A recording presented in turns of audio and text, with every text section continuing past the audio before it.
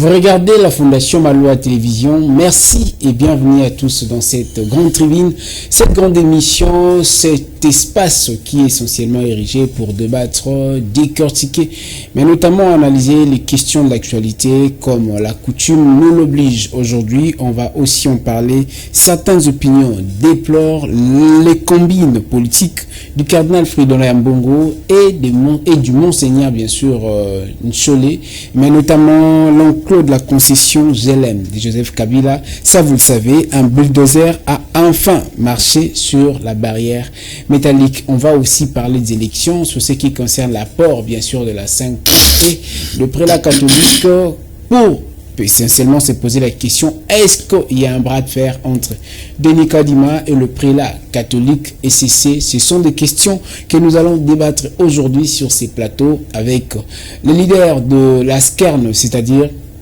la société civile des actions pour le réveil de la nation. Il est sur ces plateaux. Elvis Mouzémé est cadre de la société civile. Bonjour docteur. Bonjour messieurs les journalistes. C'est un réel plaisir de vous recevoir aujourd'hui. Le plaisir est partagé messieurs les journalistes. Merci bien. On va déjà commencer. Est-ce que ça vous dit quelque chose avec la rentrée scolaire? Vos enfants ont-ils regagné le chemin de l'école? Merci. Nous souhaitons une bonne rentrée des classes à tous nos enfants, les élèves de mon pays, les élèves de notre continent.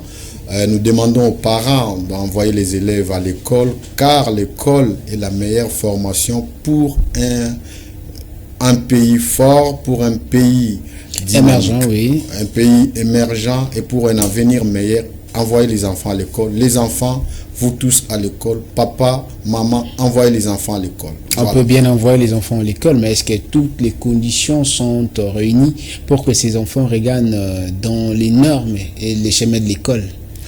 Nous savons que nous vivons, vous et moi, vous êtes sans ignorer comment la population congolaise mène sa vie. Mais c'est avec ces petits moyens que vous avez été scolarisé. Moi, j'ai été scolarisé avec l'argent de pain, avec l'argent de braise, ça et là.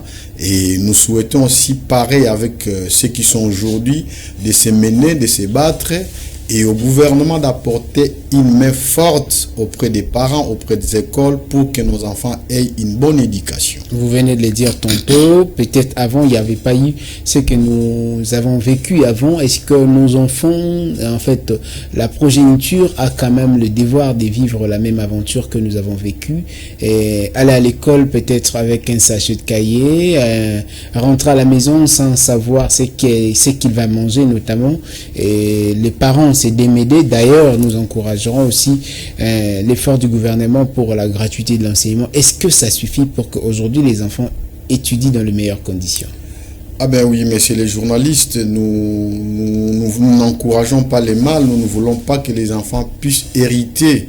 Nous ne voulons pas qu'il y ait propagation du mal, c'est que nous avons souffert, que les enfants souffrent aujourd'hui. C'est pourquoi nous disons ceci, que le gouvernement puisse apporter une main forte, que le gouvernement puisse actualiser la gratuité de l'enseignement, parce qu'on dit bien une gratuité sans subvention n'est qu'une perte de valeur. Et c'est pourquoi nous demandons au gouvernement les efforts qu'il a fournis déjà de faire, c'est ce qu'il est en train de faire pour la gratuité, et de bien prendre en charge les enseignants et de bien prendre en charge les fonctionnaires, parce que ce sont eux qui envoient les enfants à l'école. Mais déjà, vous êtes société civile, hein, sans embase, peut-être vous connaissez aussi certaines réalités que nous autres, nous ne savons pas dans les secteurs de l'éducation. Le ministre de l'Enseignement dit qu'il y a des améliorations, il y a quand même une meilleure motivation aujourd'hui par rapport à ce qu'a été avant. Est-ce que vous confirmez qu'aujourd'hui l'enseignant congolais peut se dire être capable de pouvoir gérer sa famille avec son petit salaire, bon bref, avec son salaire? Monsieur le ministre Tony Mwaba, que je salue en passant, je sens en lui, sans être de son partisan, parti, oui. Sans être parti, je sens en lui une volonté dans ses paroles. Quand il parle, une volonté. Mais j'aimerais, nous rappelons toujours aux gens qu'ici nous parlons au nom du peuple, nous ne sommes pas les opposants. J'aimerais qu'il accentue encore, qu'il améliore encore, qu'il voie encore le gouvernement. Vous sentez la volonté dans la parole. Est-ce qu'il y a cette volonté dans l'acte?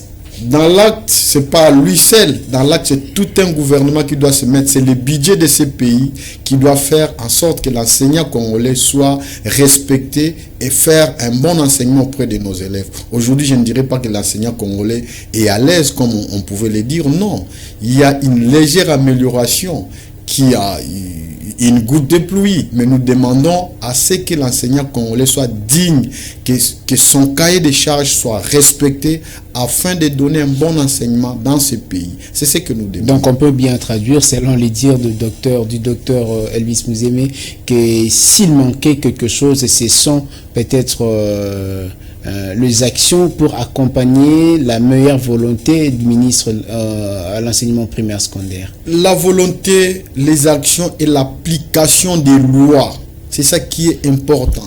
L'application, que veut un enseignant congolais? Qu'est-ce que la loi dit? Qu'est-ce que la Constitution prévoit pour un enseignant congolais? C'est ça ce que nous voulons. L'application de ces lois-là pour une meilleure vie d'un enseignant congolais, qu'un enseignant congolais qui donne l'intelligence. J'ai vu dernièrement le numéro 1 qui est allé inaugurer l'école où il a étudié.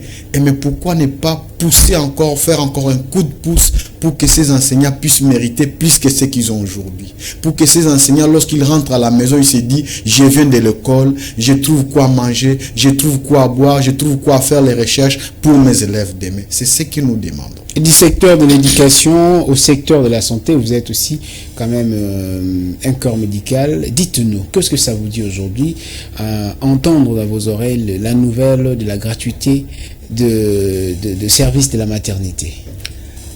Nous ne pouvons qu'encourager de bonnes actions.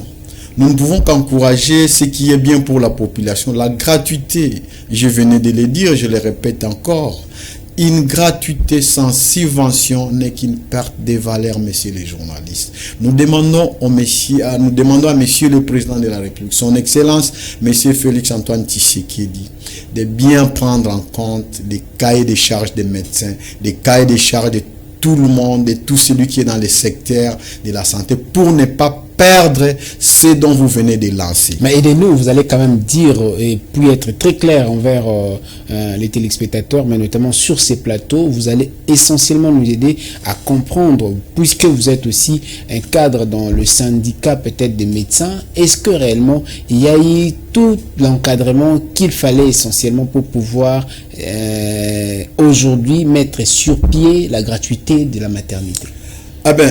L'encadrement, nous avons des personnels qualifiés. C'est déjà quelque chose de louable. Nous avons des infrastructures. Encadrer les intérêts, les dispositions juridiques, la délimitation, tout ça. Mais aussi l'espace, c'est-à-dire les centres de santé, tout ça a été fait d'avant.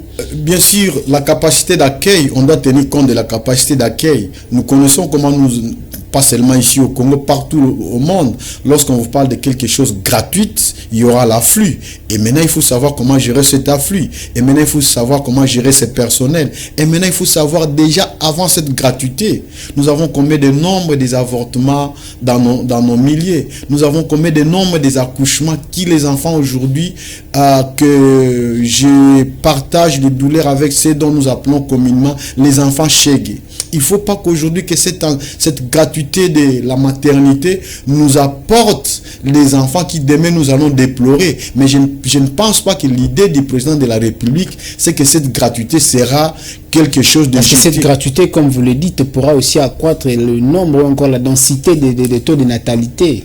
Tout à fait logique. Mais pour quelle fin, au fait? Oui. En fait, l'idée, c'est pour soulager cette femme congolaise qui, des fois, moi je suis médecin, des fois j'arrive comme ça, une femme qui vient pour un accouchement, qui n'a même pas une paire de gants, une femme qui vient, qui n'a jamais fait réaliser ne fût-ce qu'une échographie, une femme qui vient comme ça, il vous dit, il est utérus, des fois cicatriciel, il faut passer par la voie haute, il faut passer par la césarienne, mais il n'a pas les moyens, l'hôpital ne dispose pas les moyens. L'idée, je pense que c'est de compatir. L'idée, je pense que c'est d'alléger tant soit peu les difficultés de cette femme-là qui vient donner naissance, parce que cette terre doit exister. Si cette terre doit exister, il faut qu'il y ait des nouveaux-nés, il faut qu'il y ait des naissances. Alors le président de la République, dans son idée, c'est de soulager cette douleur financière. Mais alors, il doit encore aller plus loin, il a ses conseillers. Mais à ce stade-là, est-ce que pensez-vous que l'idée est de soulager la souffrance financière, ou c'est également soulager la souffrance pour ceux donc qui n'ont pas peut-être le moyen? Parce que là, on parle de moyens, on parlera, gérer, c'est prévoir. Quand il y a un enfant, quand un enfant est né, il faut notamment de méandres pour que cette éducation encore, pour que cet enfant qui doit être élevé soit né dans les meilleures conditions et élevé dans les meilleures conditions les plus adéquates. Alors, messieurs les journalistes, voilà ce que je recommande à mon président de la République. Monsieur le président de la République, cette gratuité, nous louons, nous médecins, nous louons, mais nous vous demandons de tenir compte de notre cahier de charges pour que cette gratuité soit une réalité. Vous avez introduit un cahier de charges. Le président de la République est au courant, le ministre de la Santé est au courant. Récemment, moi je suis sectionnaire dans mon hôpital. Il y a mon hiérarchie syndicale qui est en train de se battre ça et là pour que le gouvernement puisse respecter les cahiers de charges des médecins. Et nous osons croire que les jours à venir, avec cette gratuité d'enseignement, le président qui a reçu une partie des syndicats aujourd'hui va en tenir compte. Et nous vous demanderons encore, monsieur le président, son excellence, d'améliorer les conditions des parents afin que ces enfants qui vont naître dans la gratuité trouvent tout gratuit, trouve un bon espace pour bien dormir, trouve un bon espace pour bien étudier, trouve un bon espace pour bien s'amuser. Et c'est ça qui va faire de vous un homme fort dans ces pays, un homme fort dans ces continents. Et c'est ça qui va relever le niveau de ces pays. Voilà ce que nous vous demandons. Et voilà, au-delà de ce que vous venez de prôner comme gratuité de l'enseignement, nous vous recommandons ça, Excellence, Monsieur le Président de la République. Si vous me suivez, tenez compte de tout ce que nous disons, parce que ça vaut de l'intérêt de vos enfants, de vos neveux, de vos petits-fils, dont vous avez prôné pour cette gratuité de l'enseignement, que nous louons, et aller au-delà, ça sera une bonne chose. Vous avez dressé un cahier de charges, vous venez de le dire, mais notamment il y a certains fonds que nous devons essentiellement comprendre, savoir ce qui compose notamment ce cahier de charges. Vous avez dressé quand même des recommandations. Dans ce cahier de charges, il y a essentiellement ce que vous avez demandé. Est-ce que vous pouvez nous faire savoir ce qui a été demandé? Le cahier des charges, comme on en parle, c'est une entité, le cahier des charges. Ce que vous avez essentiellement... Nous avons demandé que le gouvernement puisse respecter les barèmes salariales des médecins, la prime de risque des médecins, l'allocation familiale, les indemnités de congé, tout ce qui est mis dans les cahiers de charges. Je ne vous ai fait que des petits détails, mais il a dans son bureau, le directeur de cabinet de son Excellence, Monsieur le Président de la République, a ces cahiers de charges, dont c'est le petit point dont je venais de vous énumérer, et tant d'autres qui sont dans les cahiers de charges. Mais il paraît aujourd'hui, quand même, après ces recommandations, après cette demande, vous dormez, s'y réveillez avec déjà l'initiative de l'exécution du programme de la gratuité de la maternité. Mais est-ce que vos recommandations ont-ils été prises en compte, ou vous commencez, vous demeurez comme tel était le cas avec les enseignants, en déplorant, vous continuez à travailler dans l'élan? Eh bien, nous sommes là pour aider la population. Si vous et moi, si nous avons étudié, c'est pour aider cette population. Et bien sûr, nous n'avons pas que les droits, nous avons aussi les devoirs. Notamment. Et nous voulons qu'il y ait synergie des droits et devoirs des médecins. C'est ce que nous recommandons. Alors nous faisons quoi? Vous êtes mon frère, nous sommes dans notre pays, nous n'allons pas abandonner nos frères.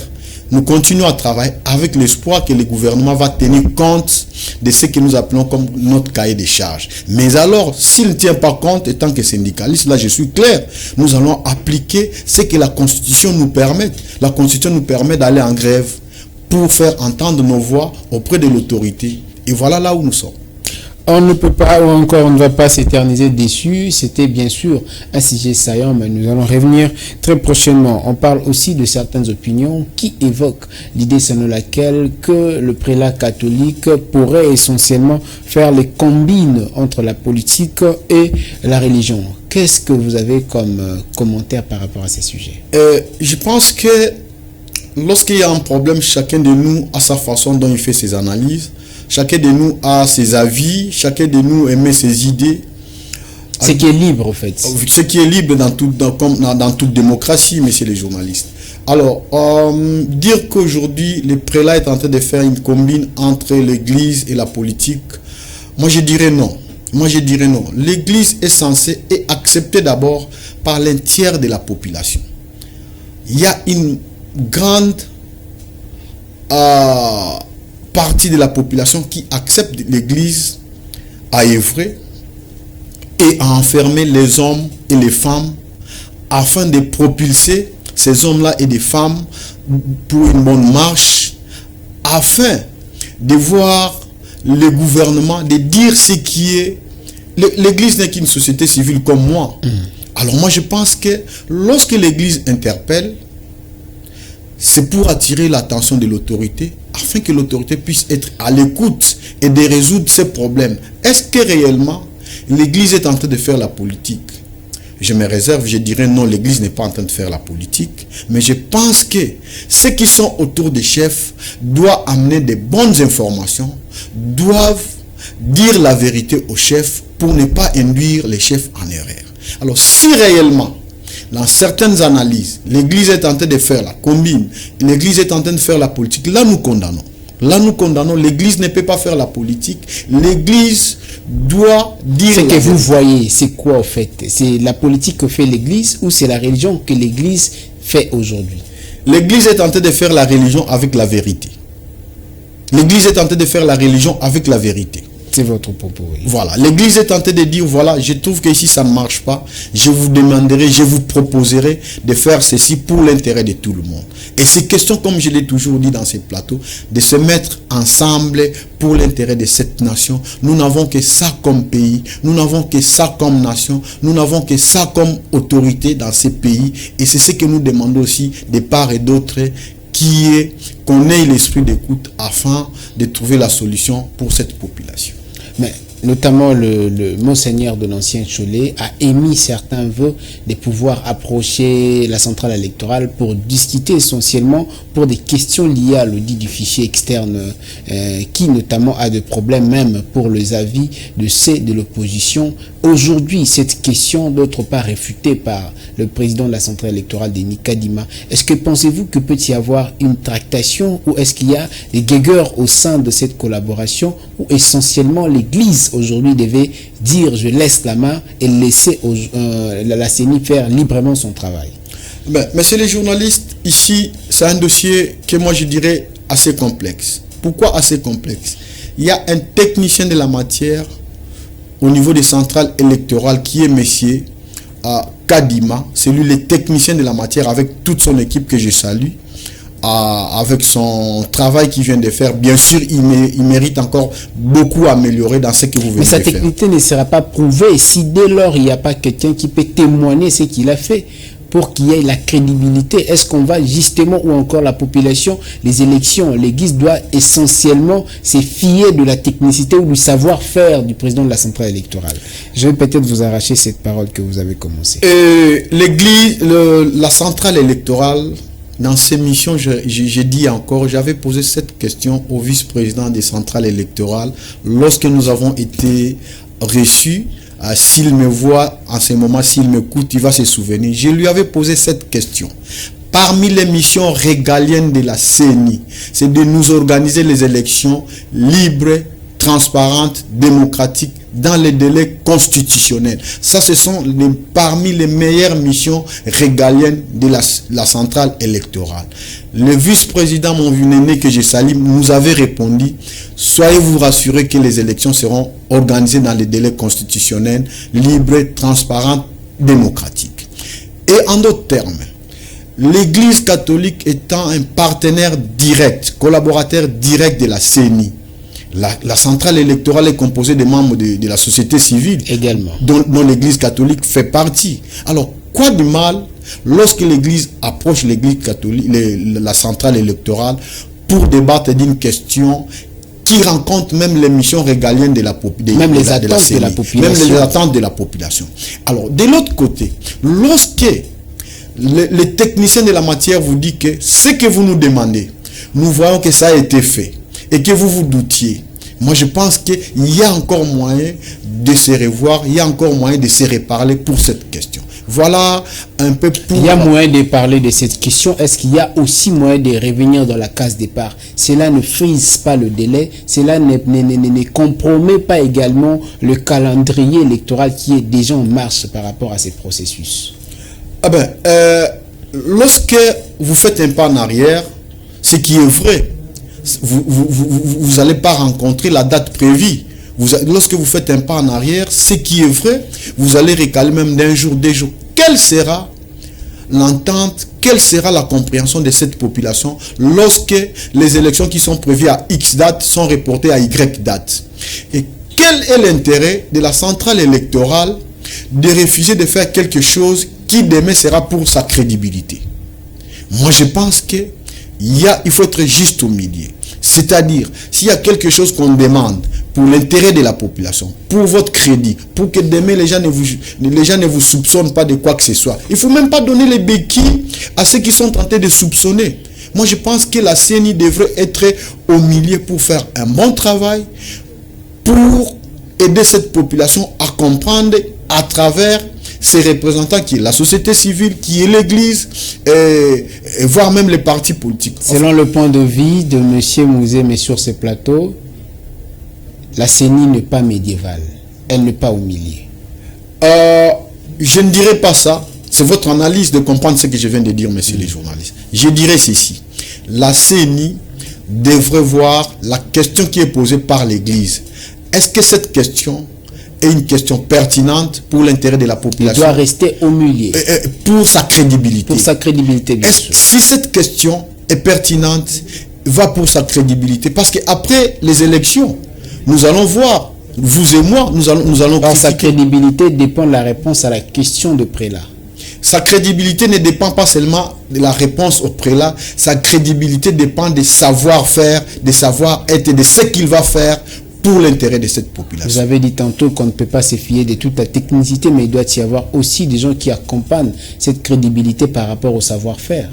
Bien sûr, messieurs les journalistes, il y a des gens qui accompagnent, mais aussi, lorsque la maman vous dit, eh bien voilà, vous sentez un goût salé, il vous dit non, peut-être je n'avais pas exagéré avec le goût de sel. Vous dites non, vous avez exagéré. Mais c'est elle qui a préparé. Là, je ne serais pas en train de pousser Dr Elvis Mouzé, mais de pouvoir être aussi choisir une position. Hein. C'est juste vos analyses que nous voulons bien comprendre. Je ne suis pas en train de pouvoir vous pousser dans... Non, loin de moi. Je suis là représentant de cette population. Vous allez peut-être dire que non, je serai en train de vous pousser du côté de... Vous êtes en train de faire votre travail. Je suis en train de faire mon travail tout en analysant, tout en donnant mes réponses. Ok. Alors moi je pense ceci, messieurs les journalistes. Je vous ai dit que la question est complexe. Il vaut mieux que la CENI soit ensemble avec l'église pour discuter de cette question. Il vaut mieux faire profil bas, il vaut mieux retourner en arrière. C'est ce que la CENI ne veut pas. Nous ne perdons rien, mais aussi, qu'est-ce que le calendrier? Est-ce que cette question, l'Église les pose aujourd'hui? Ou bien l'Église l'avait déjà posée? Quelle a été la question? Quelle a été la sensibilité de cette question, de ces problèmes? C'est là aussi nous devons voir l'essence d'agir de la CENI et de l'Église catholique. Avant de poser cette question, la CENI veut également qu'il y ait le respect des élections prévues dans le délai constitutionnel, bien sûr. Le 23 décembre.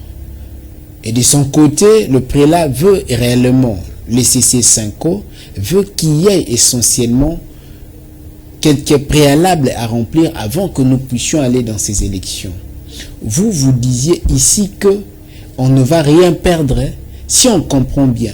On ne perdra rien si on peut essentiellement décaler la date de l'électorat, ou on ne perdra rien si la CENI revenait sur la base de pouvoir réunir pour un consensus clair afin que le résultat soit aussi démocratique comme on le pense. Moi, je pense que nous devons rester bivalents, messieurs les journalistes. C'est-à-dire quoi? Lorsqu'il y a un problème qui se pose, cette centrale électorale, lorsqu'il veut faire quoi que ce soit, il doit rentrer pour expliquer, voilà, si je fais ceci, c'est pour tel intérêt. Il doit rentrer auprès de qui? Il doit rentrer auprès de vous, auprès de moi. Il doit rentrer auprès de la population pour expliquer ce qu'il veut faire, parce que c'est cette même population qui va le juger demain. C'est cette même population qui attend ces élections. Ce n'est pas l'Église qui va le juger. L'Église, c'est quoi? L'Église, c'est la population. L'Église parle au nom de la population. L'Église parle au nom de la population. Mais il y a l'Église des réveils aussi, il y a l'Église musulmane, il y a l'Église protestante. Moi, je parle de l'Église. Je parle de l'Église. Si l'Église protestante, si l'Église des réveils trouve que la démarche entreprise par l'Église catholique est une bonne démarche pour l'intérêt de cette population, il n'a qu'à suivre. Si elle trouve que moi, Église X, Église Y, cette démarche entreprise par l'Église catholique, ça ne m'intéresse pas, c'est la démocratie. C'est la démocratie. Mais ce que la population congolaise veut, c'est quoi? Mais la CENI doit suivre qui? Parce que notamment, le CC parle de son côté et la CENCO, mais notamment l'Église de réveil aussi parle de son côté avec son président. Apparemment, il y a la divergence d'opinion qu'on ne sait même pas par quel sens c'est voué, parce que si aujourd'hui on doit dire clair, est-ce qu'il y a une réalité en face par rapport à ce qui s'organise comme élection? Est-ce qu'on peut espérer à des scrutins beaucoup plus crédibles qu'on doit aujourd'hui dire la CENI a fait un bon travail après? Quelle est votre lumière par rapport à cette préoccupation? Je pense que toutes ces églises devaient se mettre ensemble. Toutes ces églises devaient se mettre ensemble. Elles étaient ensemble maintenant et gain de cause. Non, parce qu'aujourd'hui, l'Église catholique a une position. L'Église des réveils a une position. Mais toutes ces positions-là, c'est pour l'intérêt de qui? Toutes ces positions-là, c'est au détriment de qui? Au détriment de... Moi, je pense que toutes ces églises devaient se mettre ensemble. Nous tous, là, la société civile, nous devions nous mettre ensemble. Discuter avec la centrale électorale. La centrale électorale devrait accorder son oreille auprès de la population afin d'avancer pour trouver une meilleure solution. Mais dire qu'aujourd'hui, telle a telle position, telle a X position. Mais toutes ces positions-là, moi, je pense que derrière toutes ces histoires, que les gens ne voient pas les finances. Faisons attention. Nous savons comment les Congolais se comportent. Devant toutes ces questions, nous rappelons la CENI à ses missions régaliennes. Nous rappelons à la CENI d'une bonne collaboration. Nous rappelons à l'Église d'une bonne collaboration pour l'intérêt de cette nation, pour l'intérêt de ces pays, pour l'intérêt de cette population. C'est bien dit, merci pour l'intérêt de cette population, mais notamment il y a cette question, on va citer avec cette question, le scrutin vont s'organiser. La CENCO, notamment par le trichement du monseigneur de l'ancien Cholet, émet réellement un avis ou une proposition, puisqu'il en faut, puisque c'est un ordre.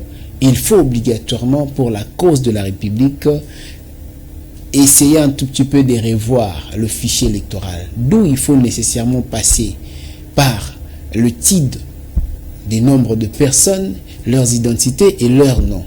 Et elle s'est dit, en tant que CENCO, qu'elle enverra des gens dans la rue. C'est une proposition bien sûr faite, pour essentiellement enregistrer ces gens et revenir auditer ou encore revenir interroger le fichier si ces gens y sont. Est-ce que c'est une bonne démarche pour qu'il y ait crédibilité d'abord de ces gens qui se sont enrôlés, pour qu'aujourd'hui que vous ne se plaignez pas, parce que vous, comme d'autres personnes qui vont postuler, auront aussi la même question à se poser. Parce que Seigneur est remplacé, il y a eu que quoi, il y a eu histoire machin. Cette question, à mon humble avis, il faille que la centrale électorale nous dise la vérité.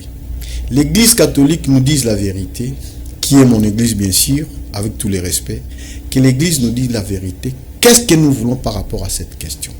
Que la centrale électorale nous réponde réellement quelle est sa position par rapport à cette question. Et là, nous allons trouver la solution. Et lorsque l'Église dit ils vont envoyer les gens à la rue, nous disons toujours, si nous voulons faire, cette population a tant souffert. Cette population, il y a eu trop de problèmes. Au jour d'aujourd'hui, nous voulons, si l'Église veut faire quelque chose, que ça... Ce n'est pas envoyer les gens dans la rue pour revendiquer ou pour protester, non. La CENCO veut justement envoyer des gens pour faire les enquêtes et amener ça pour vérifier, c'est-à-dire interroger le fichier si les gens qui sont enregistrés sont réellement affichés sur ces fichiers, ou ce sont des gens fictifs que la CENI veut fabriquer pour pouvoir organiser le scrutin. Je ne sais pas si je me suis fait comprendre. Okay, tu te fais comprendre. Est-ce que c'est la bonne démarche? Quelle est la motivation? Quelle est la motivation, la crédibilité des résultats. J'arrive. Et des enrôlés, bien sûr. Je me pose d'abord la question. Quelle est la motivation de mon église de faire toutes ces démarches?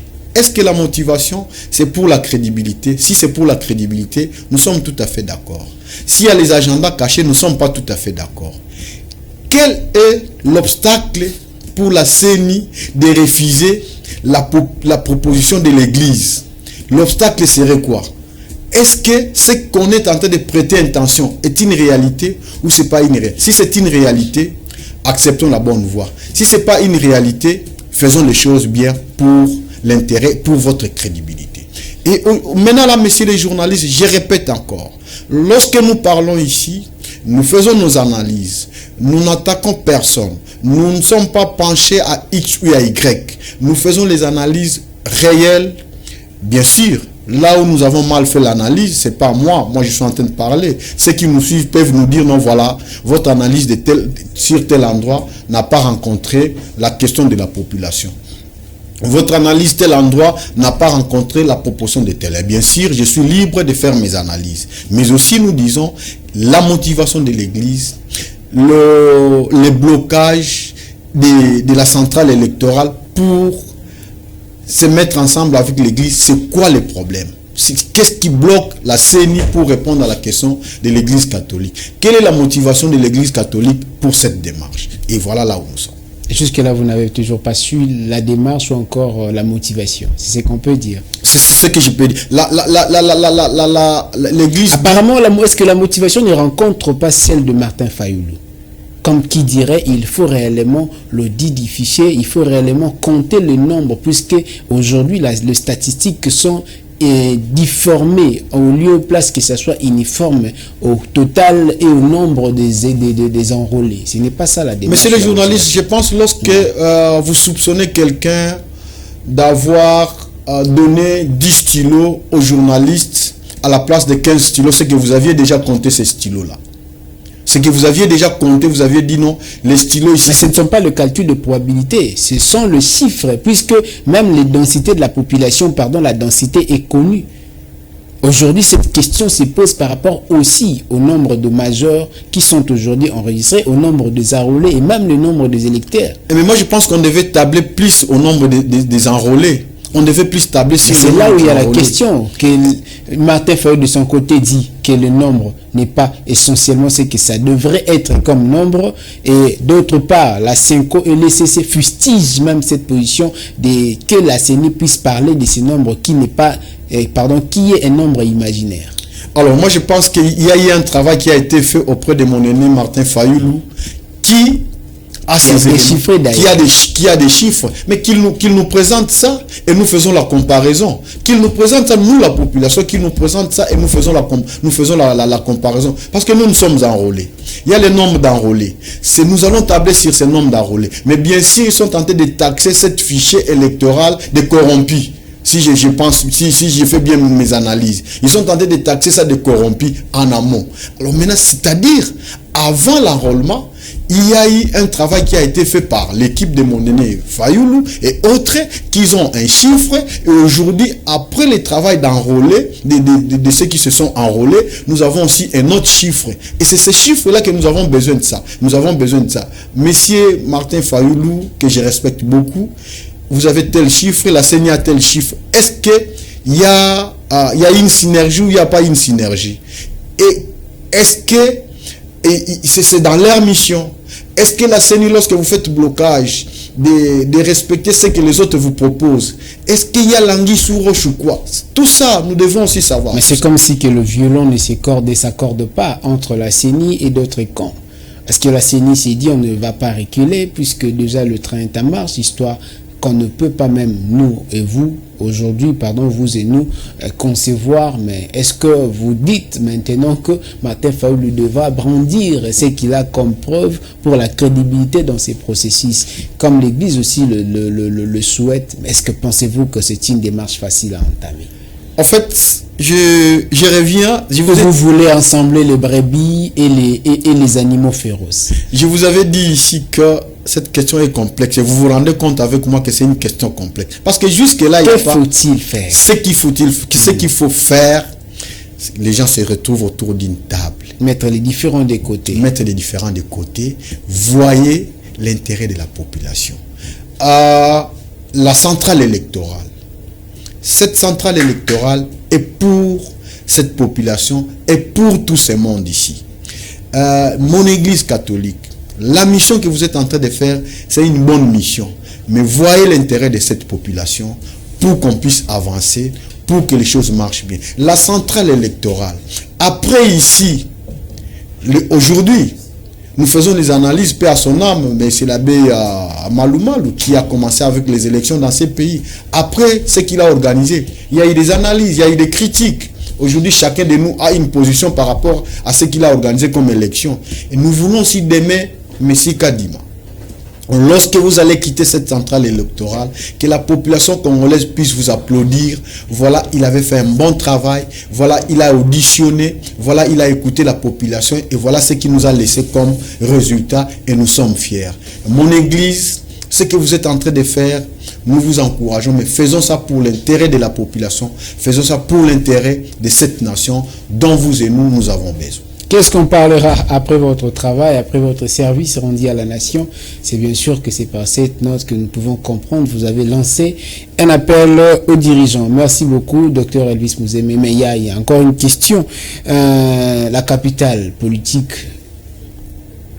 bien sûr la commune de la Gombe, s'est réveillée un bon matin de 2 septembre avec des problèmes, avec quelque chose, pas essentiellement de la coutume ou encore de l'habitude. C'est quoi, après 4 ans, la maison ou la concession privée de l'ancien chef de l'État, l'ex-président de la République Joseph Kabila, faiblement vandalisée?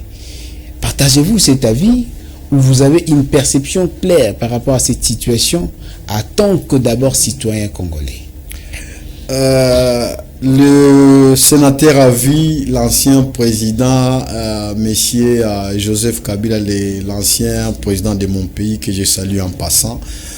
Là où vous êtes, si ce qui vient de se passer chez vous est légal, acceptez ça. Si c'est illégal, vous avez les institutions de ces pays que vous avez laissés, saisissez ça. C'est ce que je peux dire. Mais qu'ils saisissent les institutions de ces pays dès lors que depuis longtemps, nul ne peut rester impuni face à une infraction si cela a été mauvais. Qu'on puisse ériger peut-être la barrière dans une artère qui est censée permettre la libre circulation puisque c'est garanti par la Constitution. Comment est-ce qu'après 4 ans, disons après 5 ans aujourd'hui, on peut se réveiller d'un bon matin, commencer d'abord par celui dont nous devrions, ou encore la nation doit essentiellement le respect. Ne pensez-vous pas qu'il y ait l'anguille sous roche ou qu'il y ait essentiellement des tractations politiques, surtout à la veille des élections, où déjà il y a le tiraillement, les cordons, le violon ne s'accorde pas entre le camp FCC et l'Union sacrée de la nation? Lorsque vous êtes au pouvoir, chers frères congolais, chères sœurs congolaises, faites bien votre travail. Après votre départ, que vous soyez libre dans tous les coins de la RDC là où vous êtes. Lorsque vous avez une signature, faites signer des bons documents pour l'intérêt de la nation, pour qu'après, vous n'ayez pas les regrets. Alors, aujourd'hui, après le temps, bien sûr, moi je pense que nous avons les institutions. Un dossier peut commencer aujourd'hui, c'est clôturé après 10 ans. Un dossier peut commencer aujourd'hui, c'est clôturé après 5 ans. Peut-être il y a des études. Peut-être il y avait ceci, bon, tel présente tel document, tel va les vérifier, tel fait ceci, tel fait cela. C'est à l'issue de toutes ces vérifications qu'aujourd'hui on aboutit à ce que on arrive là où nous sommes. On arrive là où nous sommes, c'est après peut-être vérification, tel document, tel ceci, et voilà là où nous sommes. Et c'est pourquoi nous disons, ce qu'ils l'ont fait, si c'est légal, bravo. Si c'est illégal, celui qui avait dit qu'il avait manqué 15 bonnes personnes tout autour de lui, que je salue encore en passant, qu'il saisisse la justice dont il a laissé Et je pense qu'il sera en paix. Et ceux qui ont fait aussi seront en paix. Est-ce que pensez-vous que la justice aujourd'hui, cette justice, et d'ailleurs vous avez bien parlé, que lui en son temps a dit qu'il n'avait pas aussi de personnes pouvant essentiellement l'aider dans sa mission d'échanger et leur mentalité et cette nation. Et que cette justice aujourd'hui, d'ailleurs cette justice décriée par le président de la République, serait une meilleure justice pour trancher en faveur, excusez-moi, de l'ancien président de la République. Faisons confiance. Soit il doit rester bouche bée pour ne rien dire et regarder comme les choses se font. Et demain, peut-être qu'il aura la chance lui aussi de redevenir et nous allons continuer avec cette aventure. Non, mais nous lui devons quand même du respect. Pas quand même, nous lui devons du respect. Et je pense que